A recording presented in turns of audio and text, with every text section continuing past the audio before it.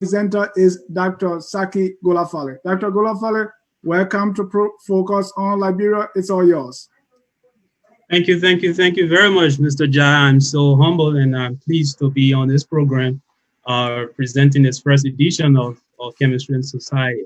Again, my name is Saki Golafale, and I'm your presenter for today and every Tuesday at 7 to 8 p.m. So, what is this program all about? We're going to tell you, and in time to come, in weeks to come, we'll have more interesting programs. But today is our first edition, and we want to introduce you to the world of chemistry and how chemistry impacts our daily lives. So join me here. Please share the video and invite your friends. Let's talk chemistry. Let's know why we do chemistry, why we think chemistry is important to society and your everyday life. And I'm very grateful. And since yesterday we shared a program, we've received a lot of messages of, appreciation, and people are very, very optimistic. So I'm thankful to all the viewers and supporters out there who continue to push us to make sure that we put our subject matter on the map and make people to understand that it's not just a classroom thing. All right. So I'll go down with a brief background of why this program is important. We know that chemistry is part of our lives, but how do we know that chemistry impacts every aspect of our life? So we know and also know that chemistry deals with the study of matter and energy, or the changes that matter undergoes. And all of the changes can be studied. But how do we study that? When we study that, we know that we can find out why certain things behave the way they behave. All right. So we know that matter is anything that exists. So it could be a pen, a solid, a liquid, a gas, or a glass of water, right? They all matter. But how do we understand matter is that we have to go down to the level of the fundamental building blocks of matter, right? So, but the changes in composition of matter is well understood, and it can be shaped the way society deals with a lot of things, all right? Be it social, economic, or political issues. And of course, we cannot take away chemistry from these things. Our social, economic, and political issues are, linked to chemistry. So, and I'll be looking at a lot of things in our discussion to come today. And but basically, what are some of the examples of things that we'll be looking at on this program? We'll be talking about consumer and non-consumer products, and what's the basic chemistry, and how can we understand or make use of our knowledge of chemistry to make decisions, whether it is for individual use or for policy making or for government, for our community, and all that. And we're going to put chemistry at the center of our discussion to let you know how much chemistry should be appreciated. And a couple of examples we'll be looking at our determination of major components in gasoline.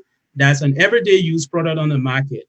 What is the type of gasoline we use? How important it is to know the components of the gasoline on the Liberian market, for example. And we'll also be looking at the public health and safety and how people are exposed to gasoline products or other non-food products. Another example we'll also be looking at is the chemical composition of local and imported foods, and how our standard institutions that regulate standards on the market, how are they testing these products? What's the right for people to know what they consume and stuff like that? So the major objective of this program is to educate the public and bring to focus the importance of chemistry in our career, as a career choice, as a decision making, and also to educate the public on the role of chemistry in our daily lives. How does chemistry impact us? What is conventional or not conventional practices? We'll also we're going to educate the public on how our natural resources are managed in terms of iron, gold, minerals, and other minerals. How chemistry plays a role in making decisions on how to transform our raw materials to finished products. Again, we also educate the public on the chemistry of food and non-food products. How does chemistry play a role in your choice of food? So everything boils down to how we're going to live our life in a healthy manner so that our knowledge of chemistry can be used to make decisions to support our livelihood. Now, the big question is, what is chemistry? But what is chemistry?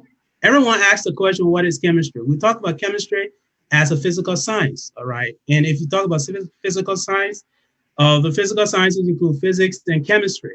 And chemistry is one of the physical sciences that deals with matter and energy.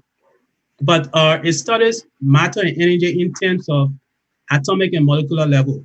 So what we do is that we are we study matter and energy at the atomic and molecular level. We know atoms. If you've done your fundamental chemistry, you know what atoms are, No, I right? don't know. But Saki, Dr. Golafale, I want to say thank you so much. You just melt my brain right now, and we're going to get into that atom and molecules and all that. But I want to again welcome all our viewers from across the globe. This is Focus on Liberia. Our topic for this brand new series or show is chemistry and society, and you heard it from Dr. Saki Golafale. How does chemistry affect our everyday life? In America, that's a chemistry is an ordinary world. We watch people on the basketball field and say, "Oh, the team chemistry. The team had a chemistry," and I had some, the lyrics. They say, "Oh, the two of them had their chemistry." So all this chemistry, chemistry, chemistry. So I'm so excited. I'm so interested, and I'm all ears. Want to listen to you and enjoy the program. So want to welcome all our viewers. Invite somebody and see whether this chemistry thing is all about book, all about doing formulas, and all about studying and cramming, or is something that you live daily. And we're going to hear that from Dr. Golafale. Back to you, sir. Thank you, Mr. Jad. Thank you. And interestingly, you talk about chemistry, where people talk about the team had a chemistry or some two people had chemistry. So that's social chemistry. It has to do with the relationship, how people can mix easily, you know. But so it's quite different, you know, in the context of the physical science. We're talking about chemistry. We talk about how changes occurs at the level of atoms, molecules, and in compounds. So but basically, what we do is that we study the fundamentals of chemistry to understand how matter behaves, how water changes from liquid to gas, from gas to liquid, from liquid to solid. We study all of those things. And we also study at the atomic level these subatomic particles, like the electrons, the neutrons, and the proton. All right. These are things that we study because they are fundamental to understanding the bigger picture of life, you know. So everything that exists under this sun, in this universe, the fundamental study of them begins from atoms. All right. We have atoms and we have subatomic particles that include the protons, as you see on the screen there. The protons are the positively charged particles. All right. And the protons are formed within the nucleus. That is the core of the atom. And then around the atom, we have what you call the electrons. And those are one of the most important subatomic particles in the atoms, right? They are mostly involved with chemical reactions. So they orbit, they go around the atoms. They are the negatively charged. So we have a positive proton, we have a negative electron. And then we have a neutral subatomic particle, the neutron, all right? So, and the mass of the atom is within that neutron, the protons. So the electrons are very light, right? Their mass is very, very insignificant. But we study these things to understand, so at the bigger picture, why certain things behave the way they behave, why water does not mix with oil. Those are things we want to know. But to understand them, we have to go to the atomic level to know them. That's how our study is about. And when we come to the bigger picture, where people need to understand how life is about in terms of understanding chemistry, and we first look at sleeping. All right. All right. In this part of, we'll look at how someone gets up and goes on with his daily life and how chemistry impacts his life. For example, a man who sleeps or a woman who sleeps, there are a lot of chemical reactions going on in sleeping. All right. So the role of that chemistry plays in everyday life begins with sleeping and waking up. That's how I see it. So in sleeping, there is a molecule within the brain that is called melatonin. All right. That compound is one of the key compounds that triggers sleeping and awake. So if we look at melatonin, was there that are based on research, it has been shown that that compound resides in that part of the brain called the pineal gland. So melatonin is a hormone. So it gets excited. That molecule gets excited when you are asleep, and it is not excited during the day. So it works in day and night, right? When you are exposed to light in the day, it prevents melatonin, release. So that chemical is released when it is at nighttime. So you sleep when that chemical is released, it builds up, and it makes you to wake up in the morning. So it's sensitive to light. So, and sometimes you feel that when you're exposed to the window, the light comes through the window in the morning, and you wake up. So it's all about the light being used as a trigger to make that molecule to start, working.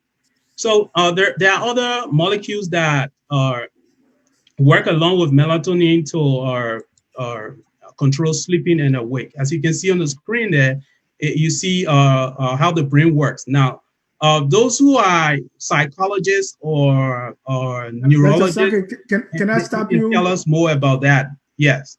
Can I stop you if I'm not understanding? Because you say that thing in the brain. So does it mean that if the light is on, I'm not going to sleep? Because you say it You gets see, excited at night. that's a good question. You know that some people do not sleep at night, right? Yeah. When light is on, some people do not sleep. So that is because when uh when they are exposed to light, melatonin is not released, right? And they keep them awake. Some people are sensitive to light, so that's how it works. So when there's a lack of light, it causes melatonin to be released. That compound triggers your sleep. All right. So that's a very good question. It varies from people to people. The body chemistry can differ from people to people. So some people can sleep with light on, some people do not. So that's a brilliant question. Yeah. I'm a brilliant guy. Yeah. Go I ahead. like that. Yeah. And, I mean, it speaks to the fact that why, some people will prefer light on and some do not. But again, melatonin is just one of the hormones that triggers your sleeping and awake. Another one is called adenosine. Now, adenosine, what it does is that it acts on the neurons. Now, people who are involved in the experts in neurology or biochemists, they know a lot about what happens when in the case of adenosine. Adenosine works strictly on the nerve cells. Okay, it's a compound, and it suppresses the nerve cell, and it causes drowsiness. So what it does is that there's something called the adenosine receptor in the brain. That receptor and the adenosine binds to that receptor. Now, Mr. Jai, you want to know why coffee act on sleeping, all right? Yeah. Like people drink coffee. Why coffee acts on sleeping? Now, what coffee does is that coffee plays a role of almost like a catalyst. And what a catalyst does is it slows or speed up reaction, right? So it acts like a catalyst. Now, adenosine works in a way that it it binds to the adenosine receptor, all right? And when you sleep, the adenosine molecule break down when you are asleep. But when you are awake, it builds up, right? It builds up. Then when you sleep, it starts to break down because it's going through a reaction. It's binding to the receptor and then it's wearing away. Now, what happens if you don't want to sleep? You drink coffee. Coffee contains caffeine, right? Yeah. Coffee contains caffeine, and caffeine is a molecule. But you look at the structure of caffeine, the chemistry of caffeine, and that of the chemistry of adenosine. They look almost alike. Right? Structurally, they look alike. There's a component of caffeine that looks similar to one part of adenosine. And I assume, based on the structure, that adenosine has a large structure, is bulky compared to caffeine. So when the both of them are in the same environment, what normally happens is that there is a size effect. All right. There's a size effect in that the receptor will prefer binding more to caffeine than to adenosine. And we know that adenosine breaks down as it binds to the receptor. So when caffeine inhibits that binding ability of adenosine, then it may keep you awake because adenosine is not acting Oh, as it should wow. be. So that's why you keep awake because of caffeine is inhibiting the action of adenosine to bind to that receptor that should get you drowsy and make you to sleep. That's all the action of caffeine. Wow. And you know what? Because I was born in Dudugan, we didn't drink coffee, but you know what we use? What? Cola. Cola. Yeah. Cola nut contain caffeine. Oh, Exactly. so that's the same thing. Yes, it contains caffeine. So those are our natural, cola nuts, what's the other one? The coffee, cocoa, and all those things. So we're talking about the chemistry and everyday things that we do that impacts our body chemistry, but we probably do not know we're doing some basic chemistry. Yeah, It's I important never to knew know. that. And of No, I'm course, hearing this for the first time, that chemistry had anything to do with sleeping or not sleeping. I never even connected, that the caffeine and all that had yeah, anything to do with chemistry. yeah. It's more, but it's more chemistry that's working there. Is that what they call chemical reaction? Yeah, it's a chemical reaction going on right there, because the caffeine is what happened is that our studies have shown that our structurally when molecules look alike, they can play either role, they can swap roles. Mm. So when scientists saw that people would keep awake due to caffeine, they decided to study these things. And knowing that the hormones that are that trigger sleeping, like adenosine and melatonin, and then their binding site are occupied by certain compounds like caffeine, they see that it can induce long, or being awake for a long time. So these are studies that have been going on for years and years and years, and scientists tend to make us to understand the impact on our life. And it even went to the extent of how much caffeine we should drink, how much coffee. Okay, coffee has its own side effects. So I used to be a coffee addict, but I've withdrawn from coffee, because I was experiencing the side effects. But Mm. basically, the chemistry is what matters most. I know I don't know if you get to it, because if caffeine can stop sleep, then you have medicine that put you to sleep. I don't know if you're going to get there. So Yeah, so yeah, what there are depressant drugs that people yeah. can take. It So can so also what's happening there? Is it the so opposite of what the caffeine is doing? well no, those depressant drugs act on the nervous system. So Oh, okay. that's one of the reasons for this show. We will try to get experts in these areas to tell us how our nerves react. Cells react to stimulants like depressant drugs, and antidepressant drugs and all that. Things that keep us awake or things that make us go sleep. Yeah, we can talk about that in the future. That's a brilliant topic. It's a bigger one. Wow. Yeah. But think about it now. When you are awake, what happens? You get alert. All of your hormones are that should keep you sleep. There's an opposite effect of melatonin and adenosine. And adenosine start to break down, after it's built up. Yeah. And then it starts a cycle again of building up, sleep and awake. So the next thing we want to talk about when you wake up in the morning, what happens? When you wake up in the morning, normally you have you cover with a quilt or blanket or whatever, cotton or whatever you cover with. On the screen there you see cotton, right? Cotton, polyester, they are all made of they are made into fabrics that keep us warm when we are asleep. So you notice that some of the some of the some of the cloths we cover with, it does not keep us warm because of the material, the chemistry of the material. It cannot absorb heat. So things like polyester, like if you have a quilt, just feel that quilt. You feel something soft in it. It could be cotton or some synthetic material to keep heat. It's like an insulator. So, I mean, it's important to know that what you cover with in the morning, you want to keep yourself warm because of the material, how the material is made. And you go to the market, you make a choice on what you want as a cover for night, or quilt, or blanket, or bedding, whatever it is. But you make a choice to get something thicker, and you look at the material. So it's all about decision making. The chemistry of that material make you to make a choice on, okay, I need this during the winter time to have a to cover it up. So basically, what I want to say here is that uh, materials that are made from polyesters and cotton.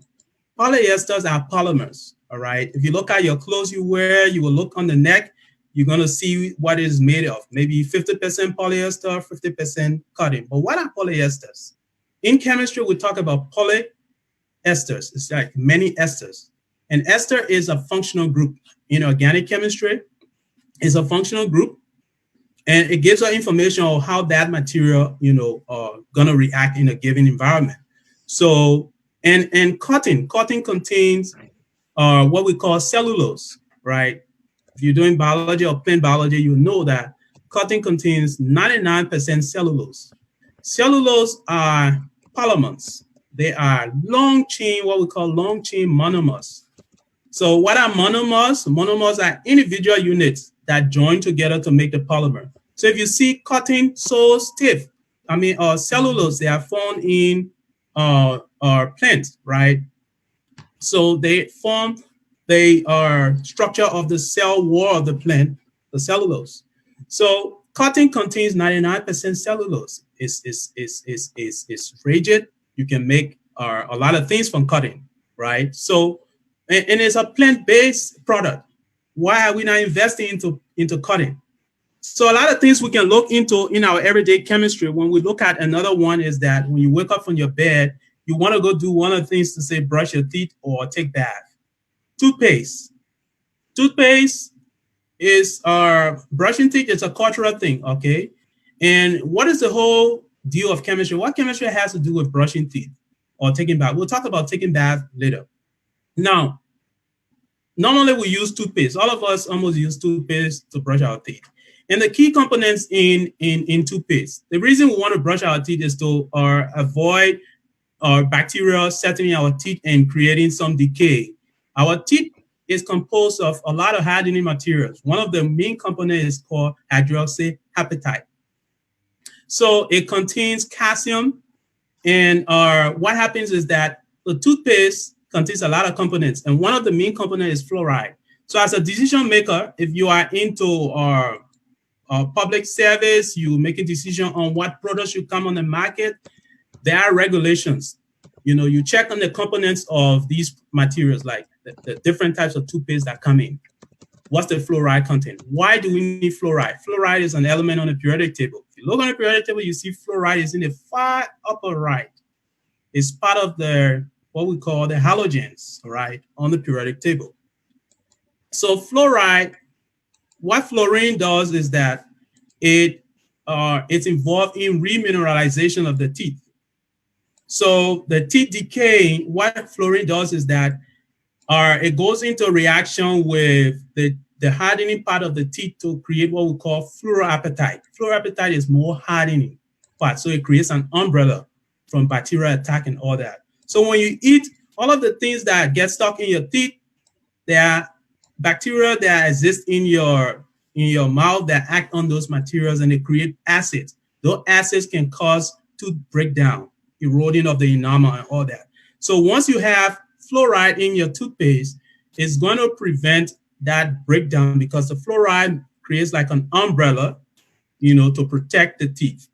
So if you look on the periodic table, you see where fluorine is formed. It's called fluorine in its elemental form, or we say fluoride in its ionic form.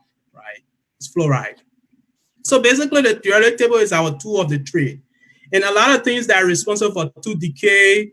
There are a lot of basic chemistry to know, but if you look on the FDA website, the Food and Drug Administration, in fact, not the FDA, but the American Dental Association, you will see the different chemical components that are acceptable, that are approved to be in toothpaste. Now, if those things are not in the toothpaste, they raise serious concern about quality, and those products cannot come on the market. Now, one of the reasons we try to make this program more educative is not only for individuals like you watching, for policymakers to see into how our consumer products can, be what I would say, investigated, properly tested, to make sure that we have standards set, that consumers will not be taking in things that are not acceptable. So a lot of other things that are important, antimicrobial agents are important in toothpaste, and are like stannous chloride and pyrophosphates, those different big compounds, and zinc are also important in toothpaste. So if you look on the American Dental Association website, it tells you a lot about the chemistry of toothpaste that are acceptable for consumer products. Another thing, when you wake up after brushing your teeth, what do? You want to go and take bath. Now, everything you do in the morning before leaving your home, chemistry is involved. So you're going to take bath. Normally, nobody wants to take bath without soap. Even our people in the interior, they make their country soap. Ja, have you experienced the country soap? Oh yeah. Yeah, Well, my mom used to make that because we get the from the palm tree, we cut out the ashes, and then we make soap out of that. of course. I mean, you're using the ashes that has sodium, and the basic, you're using oil and using water. Those are the three major components of making soap, right? But now, Well, how does my mom know that about sodium and all that making soap? And she was making soap. yeah, that's why we say civilization started in Africa. I believe it. The ancient Egyptians, the Ghanaian Empire, all those, the history of chemistry, those things are not known to a lot. When you read the history of how our ancient, empires and all those people build those gigantic structures, and they were evolving into material science, material chemistry. So when you go But Dr. historically, you will Golafale, know. let's hold it right there and take a 1 minute break because there's a lot that is out there. Viewers, or if you just joining us, this is focused on Liberia, and we are discussing chemistry and society. Our topic today is chemistry in our everyday life. I'm just blown away because our soap, the toothpaste, getting up, sleeping, had to do with chemistry. You don't want to mix this. We'll be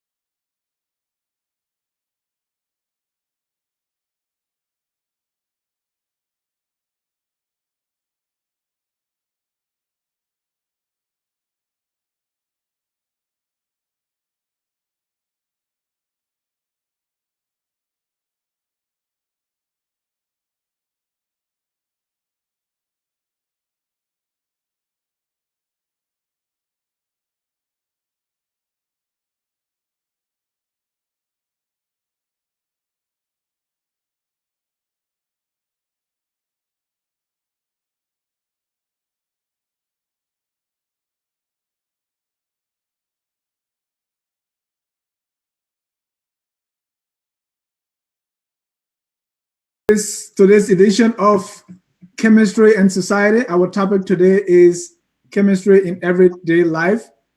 The presenter, Dr. Saki Golafale. Dr. Golafale, back to you. I know we're talking about toothpaste and all that. So let's take up right where we left off. Yeah, thank you, Mr. Jai, and welcome back again. That was a necessary break. And so we're talking about some of the basic things that in your everyday life that involves chemistry. We talk about sleeping, we talk about toothpaste, what are needed to be in toothpaste to protect your dental health and all that, the basic chemistry, what goes on. Now you run to the bathroom to take bath. So that's a whole morning routine. You run to the bathroom to take bath, you're using soap, either gel soap, body wash soap, or solid, soap. Now there are key things in the soap, that helps. The reason we use soap, because our body oil mixed with the dirt, right? So it makes it hard for ordinary water to just, wash out, because water, the chemistry of water is a polar molecule. All right. When we talk about polar molecule, it means it has a partial positive charge and it has a partial negative charge. So the polarity is polar. When you say something is polarized. For oils, the oils that come from our body, they're non-polar, meaning they don't have any polarity. They don't have charges. So in chemistry, we talk about like dissolve like, right? If you did basic chemistry. So water and oil normally will not mix. You know all that, right? They won't mix. There will be oil going to float on water, right? Because oil is less dense than water. So what happens is that the soap contains something called surfactant or an emulsifier. An emulsifier or surfactant has, when it's mixed in water, it creates what we call micelles. So the micelles has two, it's almost like a middleman between water and oil. So what happens within the middle of the micelles of the soap, it forms a bubble-like micelles. So in the middle, we got hydrophobic, that is a hydrophobic part of the micelles that are formed, where you see that forming that occur, that bubble. In a hydrophobic part is water. It doesn't like water. And we have the hydrophilic part that is outside. So the hydrophilic part is normally what binds to the water. So it collects the oil and then into small packets. But that's basically chemistry that, you try to make sure that your skin is cleansed from that. Another thing, after taking bath, what we do is that we have to wear makeup, and get cream or body lotion and all those things. And one of the things I wanted to talk about in using body lotion, what you see on the screen right there, is your skin pigment. Now, everyone knows that Black people have more melanin. Melanin is our skin pigment, right? That is special to people who have dark skin. So look on the screen, you see the lady in the dark skin. She has more of that compound in her skin. That's melanin. Now, what happens? I wanted to talk about this topic particularly on bleaching. People use a lot of cream. They don't know probably sometimes the cream they use. And people try to whiten their skins from black to light, using different bleaching agents or whitening skin whitening. But what I wanted to make people to understand is that it's always good to look at the products to know before you buy it. What is it? What are the components? What are the ingredients? The active ingredients. If you want it for bleaching, you have to look at what the bleaching, how to what extent is going to bleach you. Now you've seen that if you look on some products, now globally, there are products that are substandard, there are products that are standard. Even in the US, there is a huge fight to regulate, products to meet quality. So what about developing countries like Liberia? But interestingly, some of the things that are found in bleaching or skin whitening cream, they are toxic. Way back, the cream that people they didn't know that the cream contains a lot of mercury, especially for the bleaching creams. Not the ordinary body lotion cream, but creams that are used for bleaching. They have contain a lot of mercury. And what happened is that Mercury is a toxic metal. It's the only liquid metal. It's liquefied, but it's among the metals. Now, it's very easy to vaporize. So it's very toxic. And what happened is that research has been done on a lot of body lotion, creams, and all that. And especially those for bleaching, they found that high mercury content. So the United Nations Environment Program, there's a committee set up. They came up with Minamata Convention. The Minamata Convention seeks to regulate and make our signatories to the convention to adhere to some standard of mercury content in consumer products. So what happened is, and Liberia, interestingly, is a signatory. Liberia became a signatory of that convention in 2014. And I'm not sure what's going on, but what I know that every party who's signatory to that convention has a focal point. And the reason I'm saying that is that mercury is a toxic thing. And a lot of people in Africa, Liberia, do bleach. A lot of women bleach, men to do bleach. Bleaching your skin, what it does, what? It slows down the release of melanin, the black pigment for your skin. So, and another product or component of bleaching cream is hydroquinone. Hydroquinone has its own side effect also. So importantly, before choosing consumer products like cream or soap, there are some soap that contains mercury for bleaching and all that. You should check the component. You should check the ingredients. It's important. And also, it's important for state actors, policy makers to look at what consumers are taking in, what they are putting on their skin, what they are eating. So it's important to have regulations. Like the Food and Drug Administration here, they have strict regulation. No products contain mercury. But indeed, products do contain hydroquinone. There's an acceptable limit for hydroquinone. Yeah, and that takes me to there are a couple of other things that can be in cream. But I wanted to talk about another topic, and specifically when you are done taking bath, brushing your teeth, all of those things have to do with chemistry. Rubbing cream, trying to look nice. Of course, you have to eat. You have to eat. You cook. It's all kitchen. The chemistry of the food gives you that aroma, the scent from it, and all those things that basic chemistry happen. And you get in your vehicle, the gasoline, propel engine. Good. It's all chemistry acting, all right? Where gasoline is burned through the process of combustion, and from our mechanical energy, it converts electrical energy, and then it powers the car. It's all chemistry and engineering working. Yeah. So basically, we are trying to bring some of these topics to your attention to make you understand that how chemistry plays a role in our everyday life. And the next, Mr. Jai, do we have some questions there before we go to our next segment to talk about the last, First, let me look at our viewers, and that's the question that was also in my mind when we talk about soap. This viewer say, Grandpa never used soap until he died. So I'm wondering, because I too, there are times that I took back and looking, I didn't use soap, but the water was hot. So yeah. What is it that is in soap that probably some don't use it, but maybe the hot water is replacing that? Yeah, you see, there is.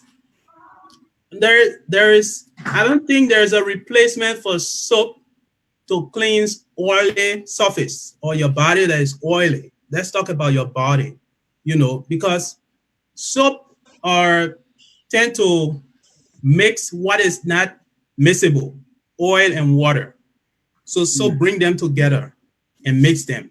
And in that process of bringing them together, it cleans the oil, right? The dirt that's in the oil, everything comes out. Now, the issue of using hot water, what it does is that hot water can easily melt oil, but it does not take the oil from your skin. It just melts it, right? Especially if the oil is of low temperature or low boiling point, or it easily melts.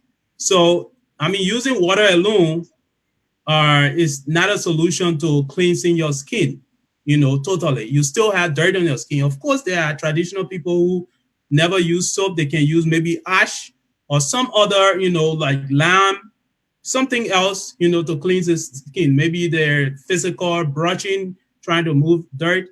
But it's impossible to just use water and get the skin clean. Yeah, water alone.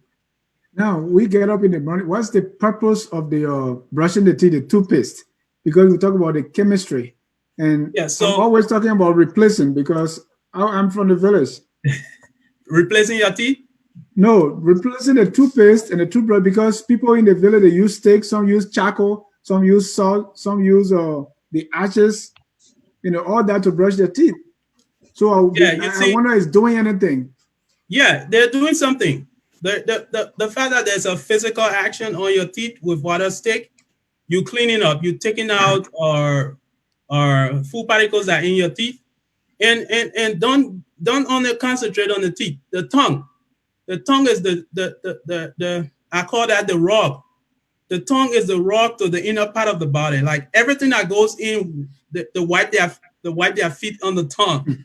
So so the tongue is probably the most dirtiest part in the mouth that needs to be cleaned because bacteria can reside within the pores of the tongue. If you look at the tongue, you will know that on a microscope you'll see the pores there, so where bacteria can reside. So, but or yeah, using charcoal, ash, and all those things, they are important. They can some physical action, but they do not protect the teeth completely. Fluoride in toothpaste are important for protecting your enamel, the teeth covering, and remineralization of the teeth. Because as bacteria eat on the food particle, they produce acids. Those acids can act on the teeth crown and erode it gradually. If you don't have fluoride containing toothpaste, you will experience tooth decay faster. And then what can happen is that in those cases, people who experience what we call tata, how you call it, where bacteria can just settle down under your teeth, there create that yellow or white, looking. I don't know how to describe it. It's called tata. Those are things you want to avoid. That's why the right toothpaste is important to use, and we need serious, regulations on what That, toothpaste our Dr. consumers can use. Golafale, a question from the back room. Yeah. Uh, does chemistry have anything to do with bad breath, dry skin, and cracked skin? Sometimes you see people to their toes or to their heel crack, dry skin, and sometimes they get itchy. Chemistry got any explanation for that? Yeah, chemistry has explanation for everything. But a dermatologist will better tell you about the skin crack and all that. But I'll tell you about bad breath. Now, bad breath is culturally is something people don't really like to talk about, but it's important. And bad breath is related to what we call fat, right? The same products that come from bad breath can come from fatting. Where Wait. We can rush through this one. Yeah. Bad breath is in the mouth. Fat is on the other side. Yeah. What's the relationship? There is a relationship. The chemistry makes them related. I'll tell you what. In the process of digestion, right? When a food goes in the intestine, the small intestine, is acted on our intestinal juices or act on the food to digest. But there's a problem where indigestion occurs.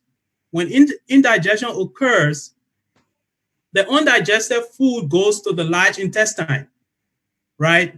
What we call the colon in biology. The large intestine contains thousands of bacteria that are going to act on that food. Now, the bacteria really act on carbohydrates and are carbohydrate containing food on that undigested food. They act on it and produce gas. So they go through a process of fermentation. So in fermentation, gas is produced like you're making wine. If you take grapes and squeeze the grapes and close it, it can ferment and it produces gas. So it's the same. So what happens in the large intestine is that when the bacteria acts on the food, it produces hydrogen gas. And hydrogen gas, now there are a lot of food, good food that people can eat, and then the fat smells so bad and people get embarrassed. Now, don't be embarrassed. This is what happens. It comes from sometimes good food like broccoli, cauliflower, onions, garlic, and all these foods, they have high content of sulfur. Now, that's the key thing of making fat smell. Foods that contain high, rich content of sulfur, they produce very stink fats. Because what happens when the bacteria acts on the undigested food? Now, a lot of people suffer from what we call our food intolerance. They don't have enough enzyme to digest the food. So the undigested food go to the large intestine, and then the bacteria act on them and produce hydrogen gas. And guess what? Hydrogen gas can react with sulfur. Now, those foods that are rich in sulfur, they're going to react with hydrogen gas and produce what we call hydrogen sulfide. And I don't want you to smell hydrogen sulfide. It's like rotten egg, ja. So, so you see, when that air accumulates in the large intestine, you want to pull it out, and then you start to feel your stomach boiling, and you want to put air out. Now, be mindful. Sometimes it comes like a huge explosion. You get afraid, or it comes up slowly. So, yeah, I mean, that's what happened. And when that air comes up, there are techniques associated with making it like a slow leak to come out slowly, and there are other techniques that it will just explode. That's the social ethic part.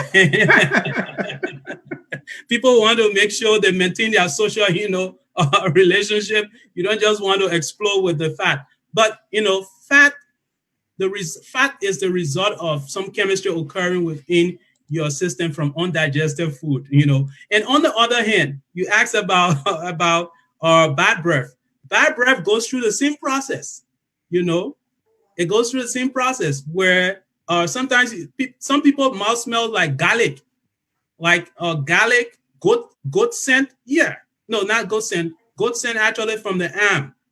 And when you talk about different body odors, I can tell you the different chemistry, what's happening, what is being produced from the armpit, the chemistry, the body scent, what is the identical gas has been produced. But a bad breath in our medicine called it halitosis. All right, it's a result of seeing the same thing that happens in your large intestine from undigested food. Now, in your mouth, there are, of course, undigested food particles in your mouth. Isn't that, Ja?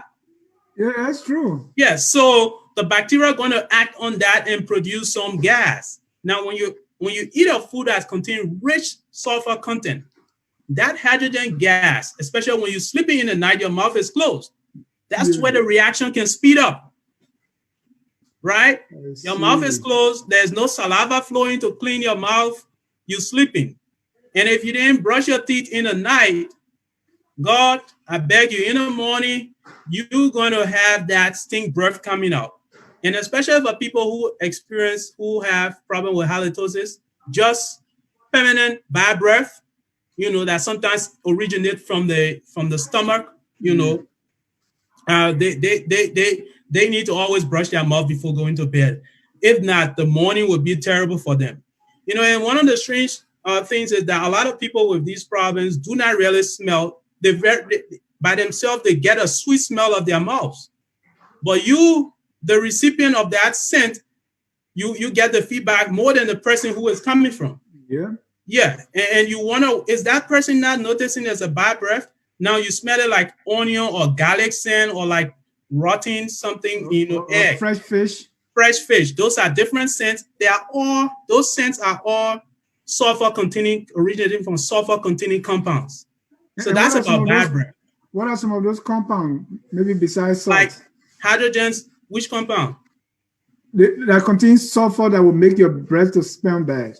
Look, those compounds that come out like hydrogen sulfide or dimethyl sulfide is another one. And there's another one they call methane methane. It's also sulfur containing. Those are the compounds that are produced when from bad breath. But basically, there are ways you can prevent those things, dental hygiene, seeking, good dental help, making sure your teeth are clean. And even drinking water, right? Yes, drinking water is important. You always have to drink water to, Because when you're talking like I'm talking right now, my mouth is getting dry, right? All of the saliva going down, they're not being secreted in my mouth. So I have to drink water. Yeah. So yeah, we can talk about a lot of things that, chemistry plays a major role. And so Jack, scientists or manufacturers of products that solve some of these problems, they study the chemistry.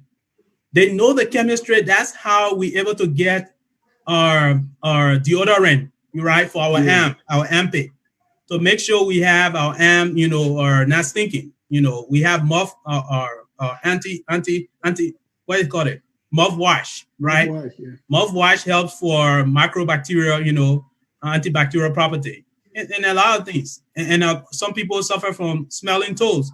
The same sulfur containing smelling toes. Those are things. Sulfur is a very unfriendly guy in our body, but it's don't get me wrong, sulfur is an important component in our body. It helps with immunity and a lot of things. It's an important mineral. So don't get me wrong. And all the foods we eat, like broccoli, cauliflower, garlic, onions, cabbage, all those things contain rich in sulfur. Wow. I got a question from the back room. Yeah. Right. And back room, we've gone almost an hour. So go ahead. We want our listeners, we have question from the back room.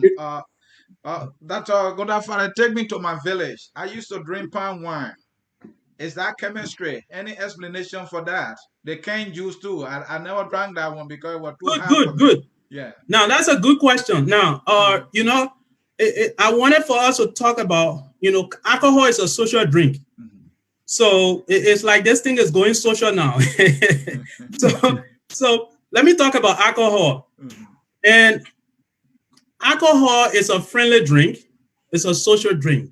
But the chemistry of what happened is that, do you know that the body rejects alcohol? No, I don't know that. The body rejects alcohol. Whenever you drink alcohol, the body is fighting to reject it because the body doesn't want it. So let me tell you what happens. You drink palm wine or whatever cane juice you drink, it contains alcohol, ethanol, consumable alcohol, at certain percentage. Now, sometimes people drink the proof, how you call it? The number one, the high concentration of ethanol is not safe. It's Bayako. You drink the thing, you frown your face, tears come from your eye. But here is the deal. When you take in alcohol, what happens is that one of the important body organs that get into action is the liver. The liver gets into action right away. The reason the liver gets into action is to get rid of that alcohol because the body doesn't need it. But for your own social excitement, you want alcohol, right? So what happened? The liver enzyme, there's an enzyme, enzyme are biological catalysts. They help to speed up reactions. So there's a liver enzyme called alcohol dehydrogenase. It dehydrates the alcohol. That's why it's called dehydrogenase. That enzyme acts on the alcohol to convert it to what we call aldehyde. Now, aldehyde is, if it's ethanol, it's going to convert to what we call acetaldehyde. Now, a lot of people in Liberia talk about, they know one compound of aldehyde. Aldehyde is a functional group in organic compounds. Now, I usually hear people talking about formaldehyde. Have you heard what we call formaldehyde? Yeah, for embalming. It's actually not formaldehyde. It's called formaldehyde. Oh, yeah. The actual name is formaldehyde. It's a preservative and all that. It's used in embalming industry and all that. And acetaldehyde is a family of formaldehyde. Acetaldehyde is produced from the dehydration of alcohol in the liver. But the problem is acetaldehyde is toxic. So when you convert from alcohol to acetaldehyde, you're creating a toxic agent which the body itself does not need again.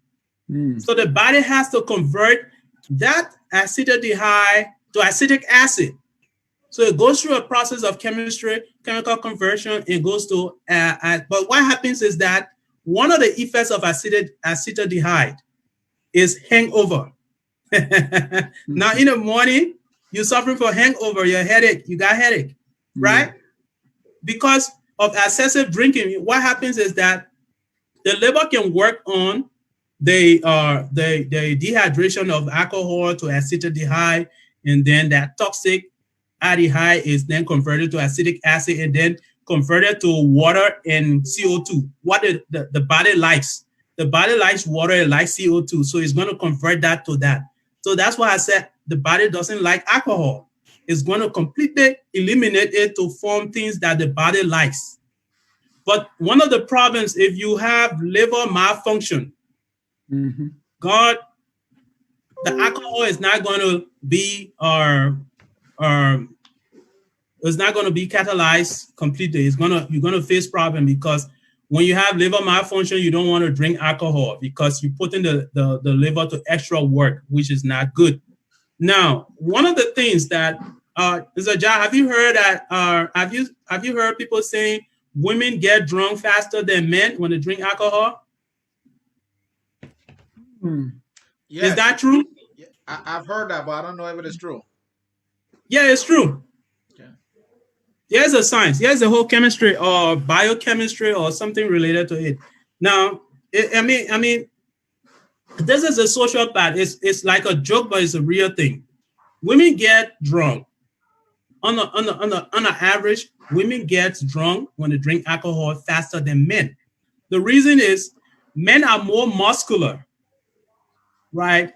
And muscle tissue contain a lot of water, but women have more fatty tissue. So compare having more muscle tissue where the alcohol can be diluted because of water in the muscle, all right? But for women, they have more fat, so there's not enough water to dilute the alcohol, so they get drunk faster than men.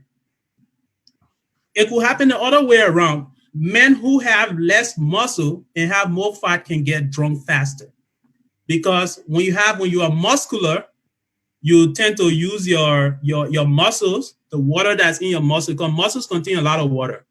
It's going to dilute the alcohol and make you keep drinking more bottles, calling for more bottles, But that's the social, part of it, and it's exact science. That's how it is. But there are some women who are muscular. So if you build more muscle as a woman, you can withstand more alcohol intake, compared to men who have, are more fat than muscle tissue. You mentioned dehydration of the alcohol. Well, what does that mean? So dehydration is like taking water away to get water out. So if you take the water, So if you get water out of the alcohol, what happens? You're dehydrating it, you're converting it to another compound. So you actually destroying the alcohol, converting it to a new compound, because the body doesn't need it. Wow. That's why it's called, the action is on the alcohol dehydrogenase. Alcohol dehydrogenation. Wow, so much to cover, but we can go on and on, but there's too much that is out there. Let's see if we have few comments, and then we're going to be taking our final, we'll be kind of close, wrapping up to set the stage for next week. Nieta Dakina say, good afternoon, focus on Liberia and the guest, Dr. Saki Golafale. Jacob John Henna, Manamanta Convention aims at phasing out the use of mercury in artisanal and small-scale gold mining clinical appliances. Can I address that quickly? Yes, please. Now, it's important that in the Manamanta Convention, the issue of mercury used in artisanal mining, what people call quicksilver. The quicksilver is not only impacting miners, but surrounding villages where mining go on, because people drink the running water, the creek water, and all that. Mercury is very toxic to the body. It can kill you once it infects the blood chemistry. It can affect all other organs. So that's what the Manamanta Convention is about. And good thing Liberia is a signatory to it. Yeah. Yeah, go on. All right. Okay, let me see. Other more question. Siafa Nate Morrissey, let's get it on. I mean, they're liking it. Yeah. Weber Soso say chemistry is an everyday life. James Davis said, my grandpa never took bath with soap until he died. That's Yeah. James Davis. And so somebody asking, say, you witnessed this of your grandpa, or this was what you were told? And John, okay, yeah. So far, uh, Yeah. those are our comments. Stephen Page says, brilliant. John Henna said, thanks, SG. I got to go. All the best, John. Yeah, this is Steven Johnson, but I don't know why he put page there because he's talking about that his Facebook page was actually Steven Johnson. Um, Oh, okay. Oh, okay, that's his yeah. name. All right. Okay, From the back room, we're so taking our team some break, and we'll come back. We'll close.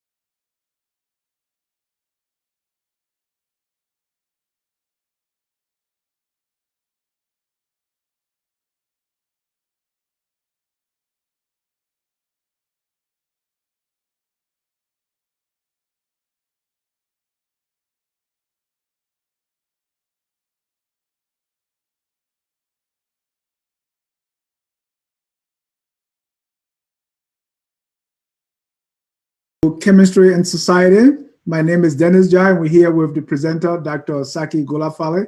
Our topic today is chemistry and everyday life. We've been discussing this, and now we are back. Dr. Golafale is all yours. Thank you very much, Mr. Ja. I'm very excited that we've been able to start this, and but essentially, this program is an educational program, informative. It speaks to people in everyday life who use chemistry, but unknowingly, who use knowledge of chemistry to purchase consumer products, and also people in the policy area who make decisions about consumer products or food and non-food products. So this program will continue, and a lot of things we'll try to consider in our discussion, but centered around chemistry. And coming forth in the following weeks to come, we'll be looking at a lot of important things. Like next week we hope to be discussing the chemistry of vaccines. So you don't want to miss it. You want to come in and listen to the experts talking about vaccines and some of the myths and our conspiracy theories and that people are using against vaccine. We're going to talk about that. And coming up in the following week, we'll also be talking about women in chemistry, what they're doing, especially for Liberia and so forth. We'll also be talking to people in the pharmaceutical areas. We're going to reach out to policymakers and people who make decisions for our livelihood. Our health and safety is very important. So we hope that you will join us next week for an exciting program. So I want to thank viewers, and I'm very amazed that people were able to come in to contribute to this program. And hopefully we'll be back next week at the same time. And I want to thank my producers and host, Mr. Dennis Ja and Mr. Anthony here for being very, innovative to make sure this program is a success. So everyone who's been viewing, my name is Saki Golafale. I'll be your presenter again next week. Stay safe and good night. Thank you. Thank you, and bye-bye. We all love you.